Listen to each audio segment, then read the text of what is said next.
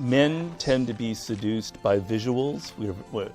The way a woman looks is sort of the primal way of seducing a man. Women are very prone to words, to the verbal aspect. And so many of these great early seducers were just great talkers. Benjamin Disraeli is one of the greatest seducers ever. I mean, absolutely brilliant. First of all, consider this. He was a dark-skinned Jewish man in England who became prime minister. And imagine the prejudice against somebody like that in a country like that. How did he ever do it? Because he was a charmer, a seducer. He could seduce the birds out of the trees. He seduced Queen Victoria. She was madly in love with this dark-skinned Jewish man. And the whole art of it was, for Disraeli, was to make the other person feel like they were special, they were brilliant. There's a quote I have in the book. There's this woman who said, after sitting next to Gladstone at dinner, Gladstone was the great rival of Disraeli. After sitting next to Gladstone at dinner, I thought he was the most brilliant man in England. After sitting next to Disraeli at dinner, I thought I was the most brilliant woman in England.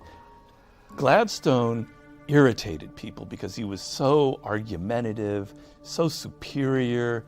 Disraeli charmed everyone because he made you feel like you were special, you were brilliant. And he gave you the sense that you were the star of the show. I'm afraid that Mr. Disraeli is too kind. He finds all ladies beautiful. Well, in this company, I cannot deny it. You have to know how to play the distance game. So this is the most common aspect of seduction. I'm sure you encounter it all the time.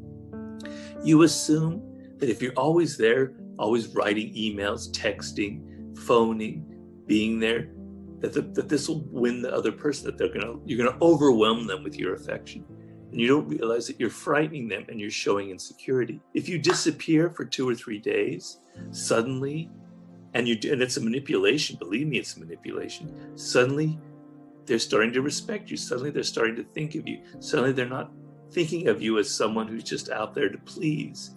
And the seduction, the psychology involved starts to affect them, and they start fantasizing about it.